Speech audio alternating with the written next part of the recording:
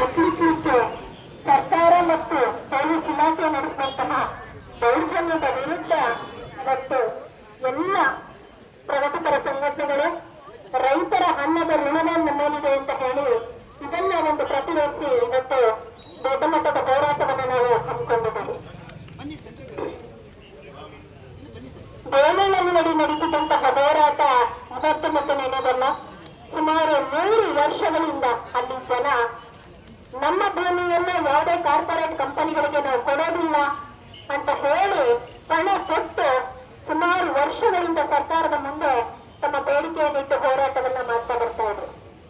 ಆ ಹೋರಾಟಕ್ಕೆ ಗಂಭೀರ ಸ್ವರೂಪವನ್ನು ಕೊಡಬೇಕು ಅಂತ ಹೇಳಿ ಎಲ್ಲ ಈ ನಾಡಿನ ರೈತ ಸಂಘಟನೆಗಳು, ದಲಿತ ಸಂಘಟನೆಗಳು, ಕಾರ್ಮಿಕ ಸಂಘಟನೆಗಳು, ಮಹಿಳಾ ಸಂಘಟನೆಗಳು ಸಾವಿರಾರು ಸಂಖ್ಯೆಯಲ್ಲಿ ನಿನ್ನೆ ಬೇನಳ್ಳಿ ಚಲೋಗೆ ಒಂದು ಮುನ್ನುಡಿಯನ್ನ ಬರೆದು ಶಾಂತ ರೀತಿಯಲ್ಲಿ ಹೋರಾಟವನ್ನ ಮಾಡ್ತಾ ಇದ್ರು. ಸಾವಿರಾರು ಎಕರೆ ಭೂಮಿ, 13 ಹಳ್ಳಿಗಳ ಜನರ ಜೀವನ ಅದರಲ್ಲಿ ಹರಿಗಿದೆ.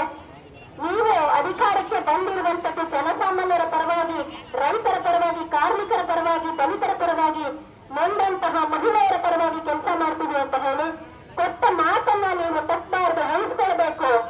ಈ ಒಂದು ಭೂಸ್ವಾಧೀನ ಕಾಯ್ದೆಯನ್ನ ವಾಪಸ್ ಪಡಿಬೇಕು, ಅವರ ಭೂಮಿಯನ್ನು ಅವರಿಗೆ ಉಳಿಸ್ಕೊಡ್ಬೇಕು ಅಂತ ಹೇಳಿ ಒಂದು ಗಟ್ಟಿಯಾಗಿರುವಂತಹ ಹೋರಾಟವನ್ನ ರೂಪಿಸಿದ್ರೆ ಕುತಂತ್ರಿ ಸರ್ಕಾರ ಅಂತಾನೆ ಹೇಳ್ಬೋದು.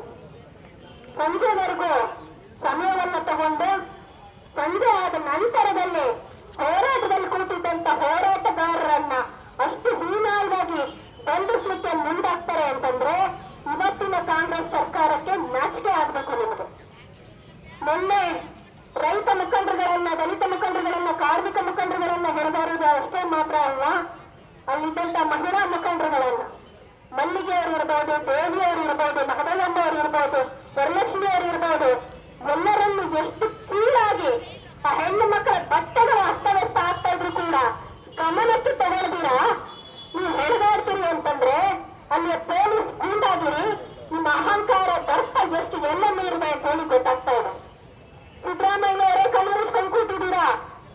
ನೀವು ಈ ಒಂದು ರಾಜ್ಯದಲ್ಲಿ ಅಧಿಕಾರಕ್ಕೆ ಬರ್ಲಿಕ್ಕೆ ಮುಂಚೆ ಮಾತನ್ನ ಕೊಟ್ಟಿದ್ದೀರಿ, ನಾವು ಅಧಿಕಾರಕ್ಕೆ ಬಂದ್ರೆ ಎಲ್ಲ ರೈತ ವಿರೋಧಿ ಮಸೂದೆಗಳನ್ನ ವಾಪಸ್ ಪಡಿತೀವಿ, ಕಾರ್ಮಿಕ ವಿರೋಧಿ ಮಸೂದೆಗಳನ್ನ ವಾಪಸ್ ಪಡಿತೀವಿ, ಈ ನೆಲದ ದಲಿತರ, ಅಲ್ಪಸಂಖ್ಯಾತರ, ಮಹಿಳಾ ಪರವಾಗಿ ನಾವು ಕೆಲಸ ಮಾಡ್ತೀವಿ ಅಂತ ಹೇಳಿ ದೊಡ್ಡ ದೊಡ್ಡ ಭರವಸೆಯ ಮಾತುಗಳನ್ನ ಕೊಟ್ಟಿದ್ದೀರಿ. ನಿಮ್ಮ ಮಾತುಗಳು ಇವತ್ತು ಮರೆತು ಕೂತಿದೆ. ಇವತ್ತು ನೀವು ಕೂಡ ಜಿಂದಾಲ್ ಕಾರ್ಪೊರೇಟ್ ಕಂಪನಿಗಳಿಗೆ ಸಾವಿರಾರು ಎಕರೆ ಭೂಮಿ ಕೊಡ್ತೀರಿ, ಆದ್ರೆ ತಮ್ಮದೇ ಭೂಮಿಯನ್ನು ಉಳಿಸಲಿಕ್ಕೆ ಹೋರಾಟ ಮಾಡ್ತಿರುವಂತ ಜನಸಾಮಾನ್ಯರನ್ನ, ಅದರಲ್ಲೂ ತನ್ನ ಭೂಮಿನ ಉಳಿಸಲಿಕ್ಕೆ ಅಂತ ಬಂದಿರುವಂತ 80 ವರ್ಷದ ವಯಸ್ಸಿನ ಹೊಟ್ಟೆಯನ್ನು ಸೇರಿದಂಗೆ ಪುಟ್ಟ ಪುಟ್ಟ ಮಕ್ಕಳನ್ನು ತಗೊಂಡೋಗಿ ಜೈಲಿಗೆ ಹಾಕ್ತೀರಿ ಅಂತಂದ್ರೆ ನಾಚಿಕೆ ಆಗಲ್ಲ ನಿಮ್ಗೆ. ಈ ಒಂದು ನೆಲದಲ್ಲಿ ದೌರ್ಜನ್ಯ ದಬ್ಬಾಳಿಕೆಯನ್ನ ಹಿಮ್ಮೆಟ್ಟಿರುವಂತ ಇತಿಹಾಸ ಇದೆ. ಇವತ್ತು ಯಾವ ಜನ ನಿಮಗೆ ಬೆಂಬಲವನ್ನ ಸೂಚಿಸಿ ಅಧಿಕಾರಕ್ಕೆ ತಂದಿದ್ದಾರೋ ಅದೇ ಜನ ನಿಮ್ಮ ದರ್ಪ ದುರಹಂಕಾರಗಳನ್ನ ಅಡಗಿಸ್ಲಿಕ್ಕೂ ಕೂಡ ಮುಂದಾಗ್ತಾರೆ ಅನ್ನೋದ್ರಲ್ಲಿ ಯಾವುದೇ ರೀತಿಯಾದಂತಹ ಅನುಮಾನ ಇಲ್ಲ. ಇವತ್ತು ಬರೀ ಬೆಂಗಳೂರಲ್ಲಿ ನಡೆದಿರುವಂತಹ ದೌರ್ಜನ್ಯ ಅಲ್ಲ, ಮಂಡ್ಯದಲ್ಲಿ ಏನ್ ನಡೀತಾ ಇದೆ.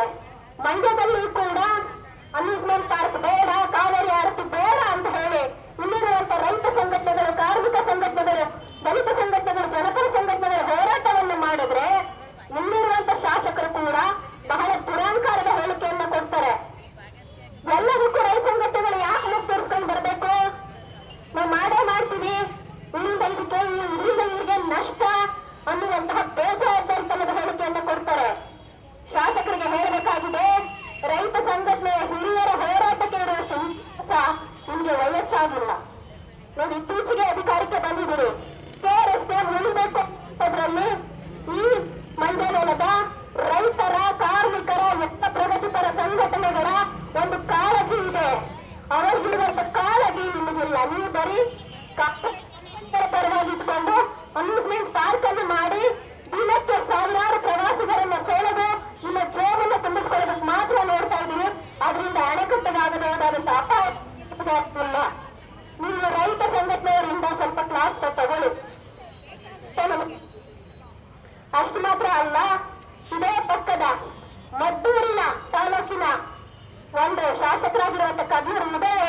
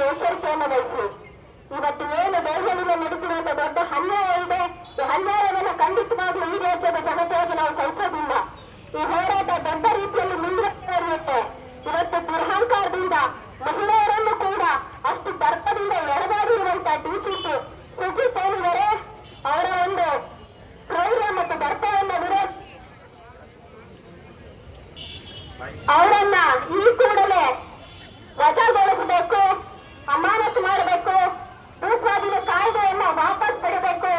ಏಲಕ್ಕಿನಲ್ಲಿ ಕುಳಿತಿರುವಂತಹ 13 ಹಳ್ಳಿಗಳ ಜನರಿಗೆ ನ್ಯಾಯ ಸಿಗಬೇಕು. ಬರೀ ಬೇಲೂರು ಮಾತ್ರ ಅಲ್ಲ, ಕರ್ನಾಟಕದ ಯಾವುದೇ ಮೂಲೆಯಲ್ಲಾದ್ರೂ ಸರಿನೇ ಈ ನೆಲದ ರೈತರ ತುಂಡು ಭೂಮಿಯನ್ನು ಕೂಡ ನಾವು ಕಸೋದಕ್ಕೆ ಬಿಡೋದಿಲ್ಲ. ನಮ್ಮ ಭೂಮಿ ನಮ್ಮ ಹಕ್ಕು, ನಮ್ಮ ಪ್ರಾಣವನ್ನು ಬಿಟ್ಟರೂ ಕೂಡ ಈ ಭೂಮಿಯನ್ನು ಖಂಡಿತವಾಗಿ ಬಿಡೋದಿಲ್ಲ. ಹೋರಾಟವನ್ನು ದೊಡ್ಡ ರೀತಿಯಲ್ಲಿ ಮುಂದುವರಿಸುತ್ತೀವಿ ಅಂತ ಹೇಳಿ ಈ ಒಂದು ರಾಜ್ಯ ಸರ್ಕಾರಕ್ಕೆ ಎಚ್ಚರಿಕೆ ಮಾತುಗಳನ್ನು ನೀಡ್ತಾ ಕರ್ನಾಟಕ ಜನಶಕ್ತಿ ಮಹಿಳಾ ಮುನ್ನಡೆ ವತಿಯಿಂದ ಈ ಹೋರಾಟ ಜೊತೆಗೆ ಸದಾ ಇರುತ್ತೆ ಅಂತ ಹೇಳ್ತಾ ನನ್ನ ಮಾತುಗಳನ್ನು ಮುಗಿಸ್ತಾ ಇದ್ದೀನಿ. ಧನ್ಯವಾದಗಳು.